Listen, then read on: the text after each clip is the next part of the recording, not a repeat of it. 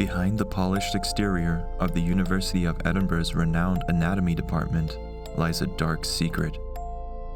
The university is celebrated for its groundbreaking medical advancements and scientific achievements. But this relentless pursuit of knowledge came at a price. For those studying surgery at the time, they required subjects to practice on, human subjects. But where did all the bodies come from? Tonight, we will explore this dark secret and the men behind it all. So sit back, get comfy, and enjoy tonight's Sleepless Night Tale.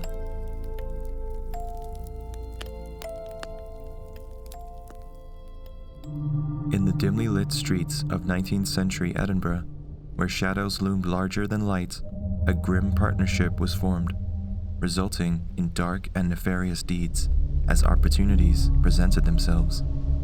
William Burke and William Hare would become infamous for one of the most notorious killing sprees in Scottish history. Their deeds would forever taint the name of the city's medical community, and they are said to even haunt the streets of Edinburgh to this day. By the early 1820s, Edinburgh had established itself as a leading center of medical education, particularly in terms of their anatomy department, which was considered to be one of the finest in the world at the time and was attracting students from across Europe. The study of human anatomy came with many challenges, especially during those times.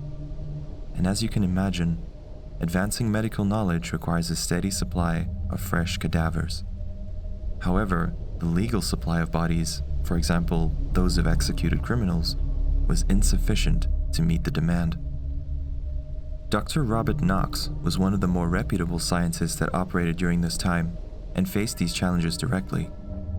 He was a skilled and influential figure in the field of anatomy, well known for his lectures and anatomical research. He was also a well-connected scientist, and he, like many other anatomists, often spoke about the large amount of bodies needed for dissection. Eventually, this became common knowledge among his students and other practitioners who spread the word around the community. Over time, this shortage gave rise to a grim underworld trade, the snatching and trading of bodies to the university for money. For a while, a lot of people that were able to supply bodies to the university were criminals involved in body snatching, also known as resurrectionists. For the most part, they were involved in digging up freshly buried corpses and handing them to the university for research. And this is exactly where William Burke and William Hare stepped into the picture, though their method of body snatching was slightly different.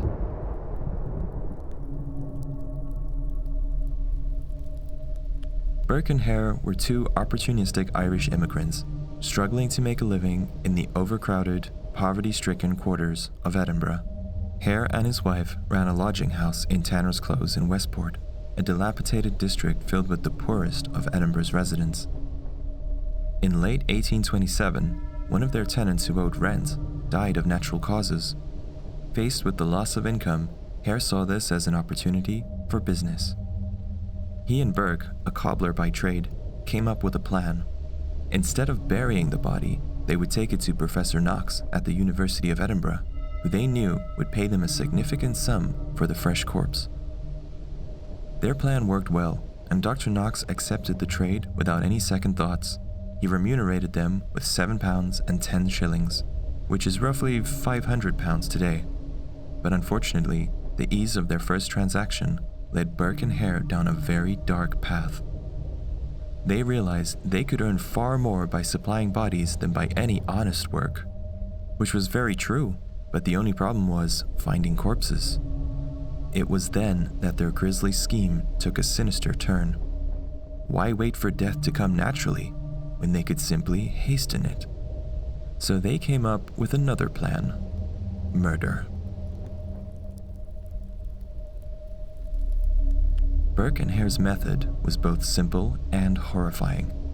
They preyed on the most vulnerable: lodgers, beggars, and women who would not be missed. Once a victim was chosen, they would give them large amounts of alcohol under the guise of hospitality until they were completely intoxicated.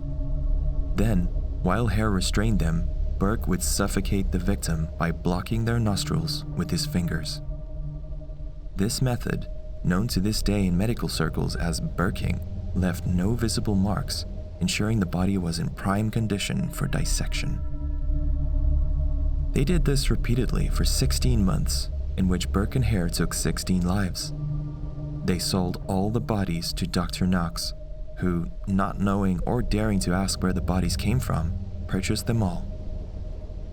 Their victims included Abigail Simpson, an elderly woman who was lured to the lodging house under the pretense of friendship; Mary Patterson, a young woman whose beauty was admired even as her body was laid on Knox's dissection table; and Daft Jamie, a mentally disabled young man well known in the community.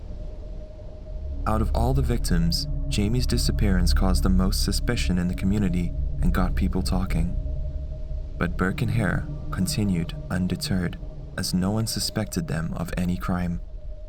They were successful at first, but it was all short-lived. That's simply because as the bodies piled up, so did the rumors. The disappearances of the poor and marginalized, while often overlooked, began to draw attention.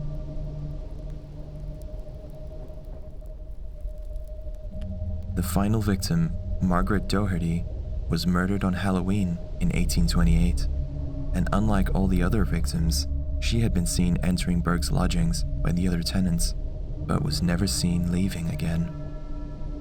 When the tenants questioned Burke, his tone was evasive, and he gave strange answers, which only raised more suspicion. The tenants reported their concerns to the police, and when the authorities arrived, they found Margaret Doherty's body hidden under a bed. Burke and Hare were arrested, and under interrogation, Hare agreed to testify against Burke in exchange for immunity.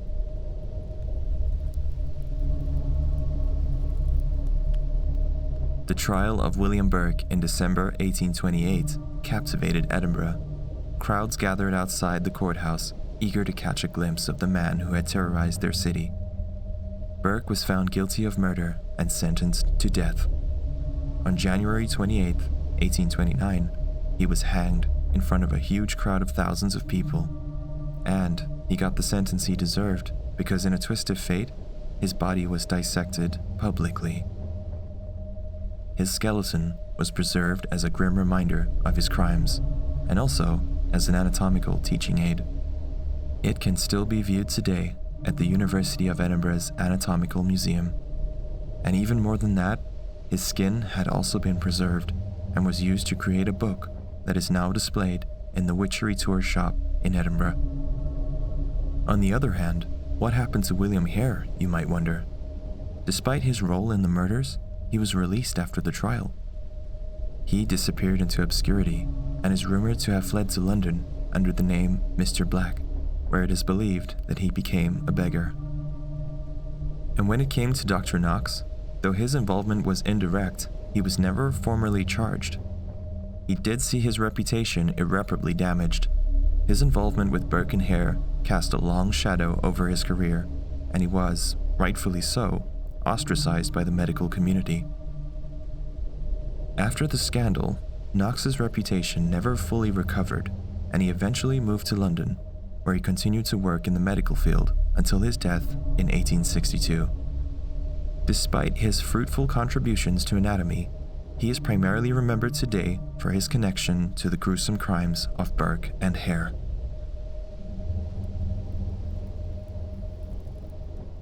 The Burke and Hare murders led to the Anatomy Act of 1832, which allowed for legal supply of bodies for medical research, thus ending the trade in illicit corpses. Their story remains a chilling reminder of how desperation and greed can lead to unimaginable horrors. To this day, the names Burke and Hare are synonymous with the darkest aspects of human nature, where the lines of morality can be erased for the right price.